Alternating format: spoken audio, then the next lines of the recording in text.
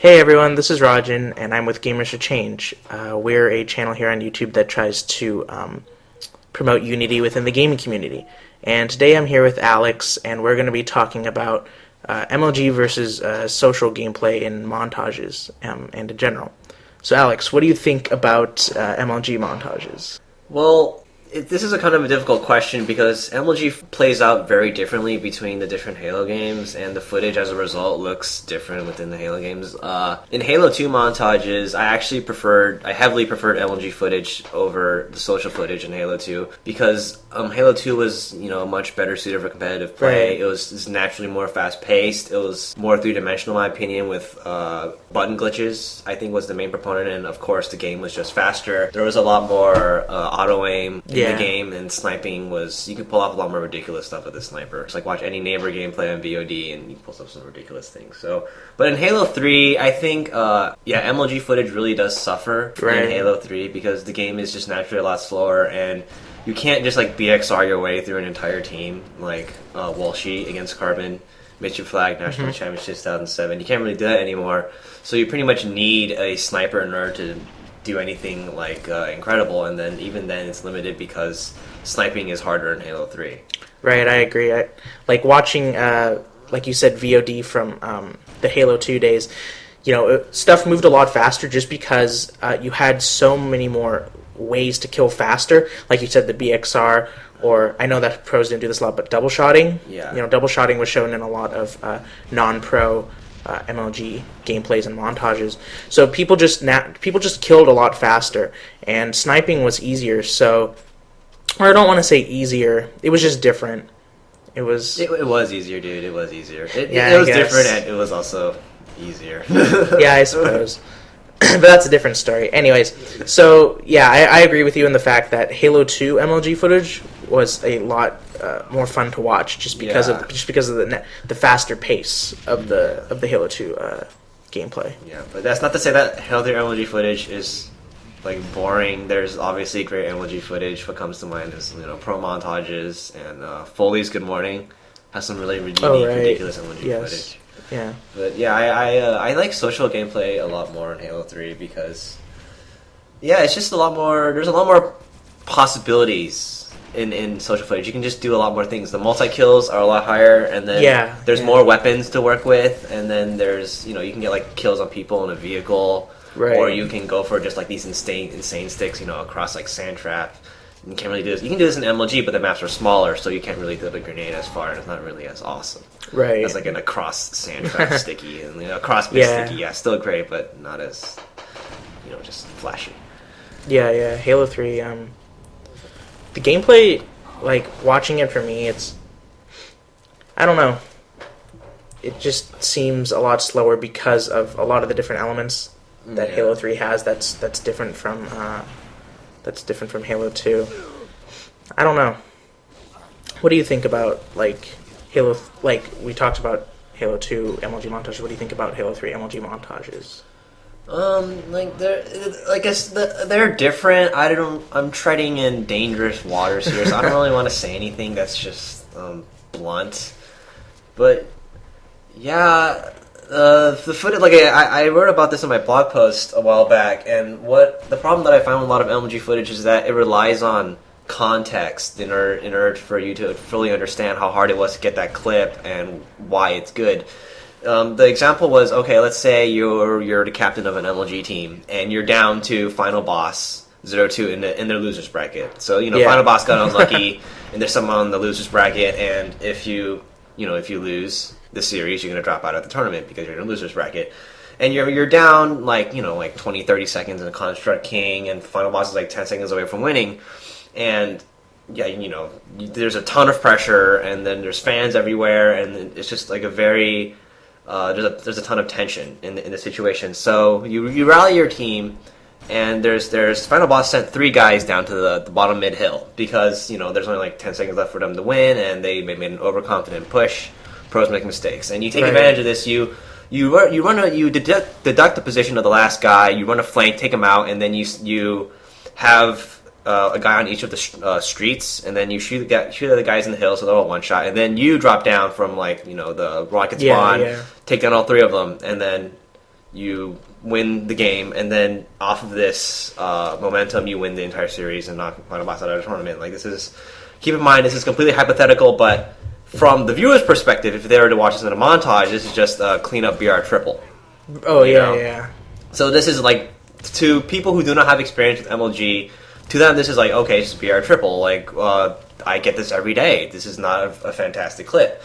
And a person who has played MLG will see the names, and maybe they've even watched the event, and they knew how much skill was put into the clip. Not just like physical playing ability, but like, you know, mental fortitude, keeping your calm, and taking down some of the best players in the entire world. Mm-hmm. But again, you have to. These things are not in the clip. The problem with the argument that, okay, Halo footage needs to show skill and montages in order to be good. The problem is that a lot of what people define as skill, you don't see this in clips and montages, because you're only like taking like a snapshot. You're taking the best moments of a player's gaming experience, and you're not taking out everything that was behind these moments, like the communication or the positioning that happened prior, or, you know, just the decision making that happened prior to these events to put them into this situation. So that's the problem I find with people who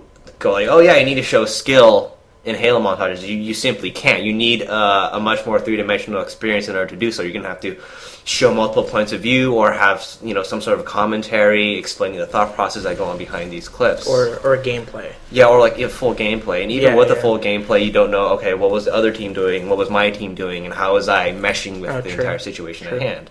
So it's very difficult to show skill through montages, which is, again, why I don't like when people bring this up. Okay, and the other problem is that a lot of people see a lot of people who do see this in montages or MLG montages or footage, that is, and say like, and recognize this, they look at social gameplay and then say, oh, this takes no amount of skill. You know, this is so easy, anyone can do this.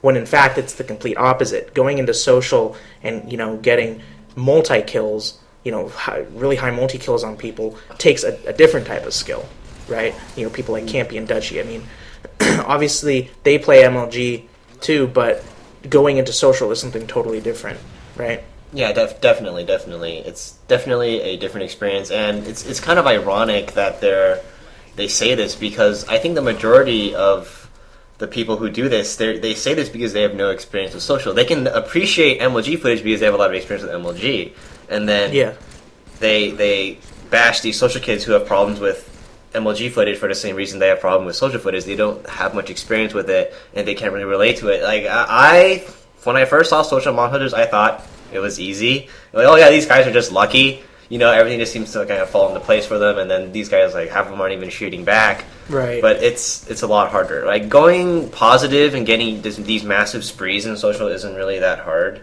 But just being able to string all these kills together in a neat fashion, by the way, because if you're like missing every other shot, it's not that impressive.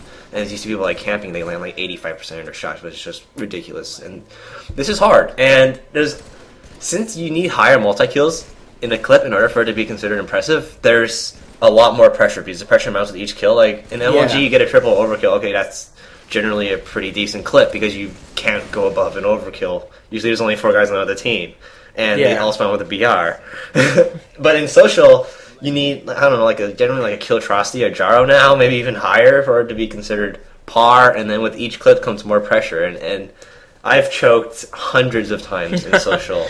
And I play with you, and I know that you have too, and it's just... Yeah. And there's a lot more factors to consider in. One of the things that I find the hardest... The thing that I find the hardest about social gameplay and getting these really high multi-kills in social matchmaking is the fact that you have to keep calm under pressure. Right? Yeah, because, like you were saying, when you're stringing together all these kills, you have to make it look smooth, and you have to make it look clean. But if you start like panicking under pressure and you start to realize you have the opportunity to get a really awesome clip, but you choke, you totally ruin it, right? So a lot of these people that you see that get these amazing clips, what separates them from a lot of other players is their ability to stay calm under pressure and to think about it like very methodically. Yeah, and on top of that, after you choke on one clip, like for me, after I choke on one clip, I'll just start choking for the rest of the day because I'll be down in the dumps after choking on what could have been this really awesome multi-kill. And I'll just keep thinking about, oh yeah, if I had done this, would have gone in, and then that mentality just kind of carries over, and then usually for the rest of the day, I'll be just messing up. Yeah.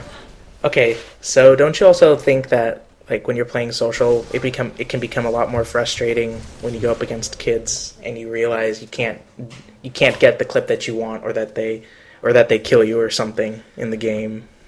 Yeah, social is just more chaotic because there's more weapons, and then there's more people, and then there's more maps that you can play on.